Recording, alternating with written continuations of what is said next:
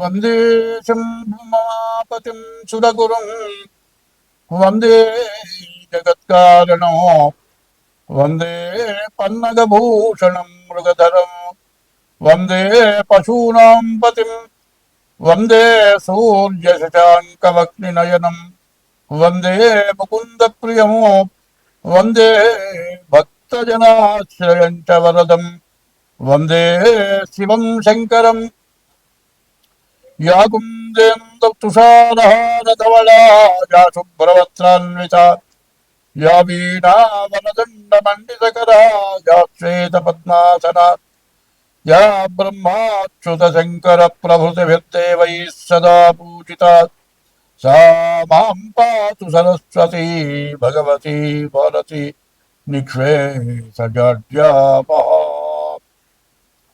ఒక సూర్యుండు సమస్త జీవులకు తాను కొక్కడైతో పోలిక ఏదేముడు సర్వకాలము మహాలీలన్నజోత్పన్న జన్య కదంబంబుల హృత్సరోరుహములన్ నానావిధానముల రూపకుడై ఒప్పుచుయుండు అట్టి హరినే ప్రార్థ్యంతు సిద్ధుండనై.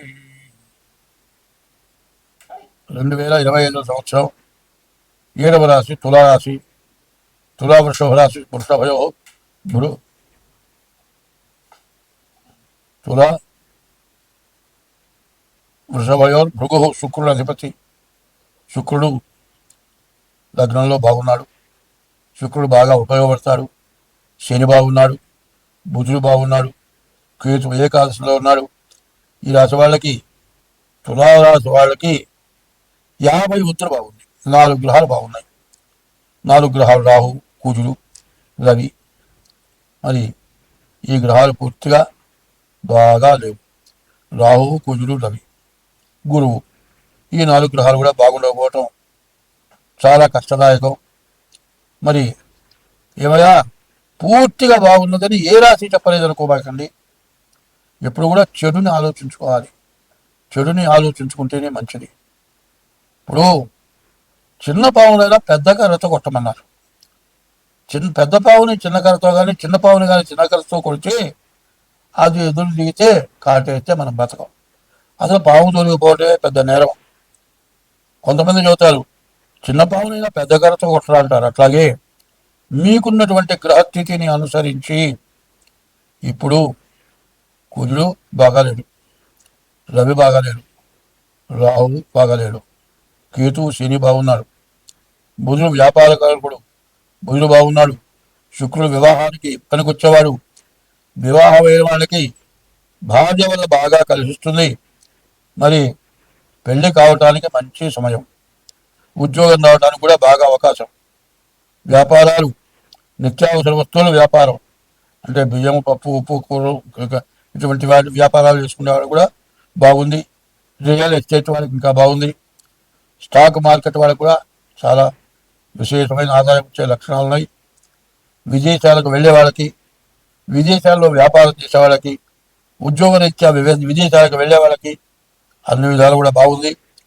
కుజుడు స్వక్షేత్రంలో ఉండటం, అయితే ద్వితీయంలో ధనస్థానంలో ఉండటం వ్యవసాయదారులు కూడా దాదాపు బాగుందని చెప్పాలి. బాగుండని గ్రహాల వల్ల కొన్ని ఇబ్బందులు ఉండొచ్చు. కాబట్టి డేట్ ఆఫ్ బర్త్ ద్వారా జాతకం చూపించుకోవడం చాలా మంచిది. అట్లా చేసుకుంటేనే మీరు బాగుపడతారు. స్వస్తి. ఈ సంవత్సరం మొత్తంలో ఇబ్బంది పడనివాడు, బాధపడనివాడు ఎవడు లేడు. అందరికీ బాధలు వచ్చినాయి. వర్షం వల్ల ఇబ్బంది పడనివాడు ఎవడు లేడు.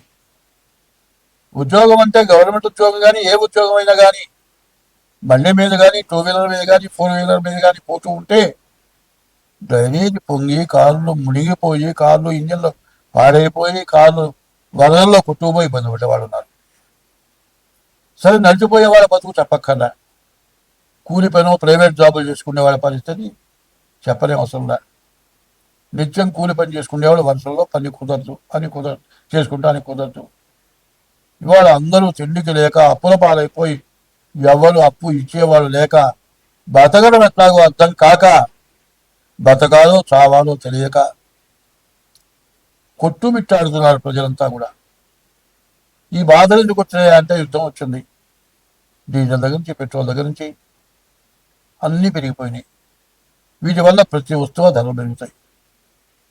ప్రపంచ మరి రాజకీయ నాయకులు కానీ మరి రాజ్య పరిపాలకులు కానీ ఎవరు చేయలేరు.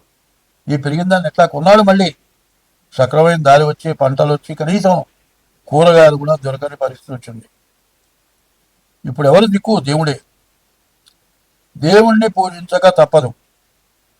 ప్రతివాళ్ళు కూడా ఈశ్వరుని, విష్ణుమూర్తిని, ఇష్ట దైవాన్ని, తల్లిదండ్రులని, కులదేవతలని గట్టిగా మనస్సు పెట్టి పూజిస్తేనే కొంతైనా బాధలు తీరుతాయి.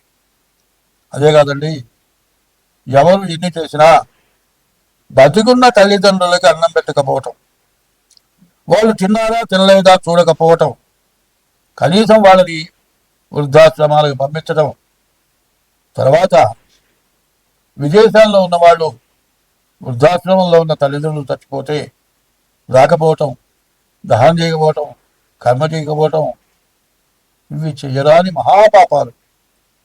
వాళ్ళకి ఎవరేం పెట్టారు? ఏం తిన్నావా? అన్నం తిన్నావా? ఏం తిన్నామని ఆలోచన పెద్దవాళ్ళకు ఉండదు. నా కొడుకులు, నా కోడళ్ళు, నా కూతుళ్ళు, నా అల్లుళ్ళు, నా మనవాళ్ళు, నా మనవరాళ్ళు వాళ్ళని చూడాలని వాళ్ళ ప్రాణం పీకుతూ ఉంటుంది. కానీ వృద్ధాశ్రమంలో కూడా వాళ్ళని తలుచుకుంటూ పిచ్చి వాళ్ళు అయిపోతున్నారు.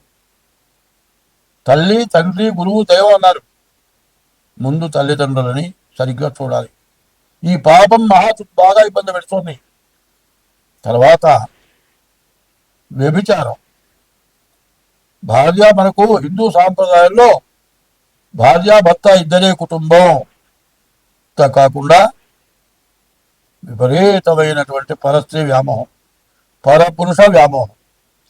5 సంవత్సరాల పిల్లలకు ఇంజక్షన్లు చేసి వ్యభిచార గృహాలకు పంపించడం, ఇటువంటి మహాపాపాల వల్ల దేశం అంతా కూడా నాశనం అయిపోయింది. మరి రకరకాల వ్యాధులు వచ్చినాయి. ఆ వ్యాధులు తగ్గక చాలా ఇబ్బంది పడుతున్నారు. మరి ఇవన్నీ మార్పు చేసుకోవాల్సిన అవసరం మన ఎందుకు ఉన్నది. ఎంతమంది దేవతల పూజలు చేసినా చెయ్య తగిన పనులు.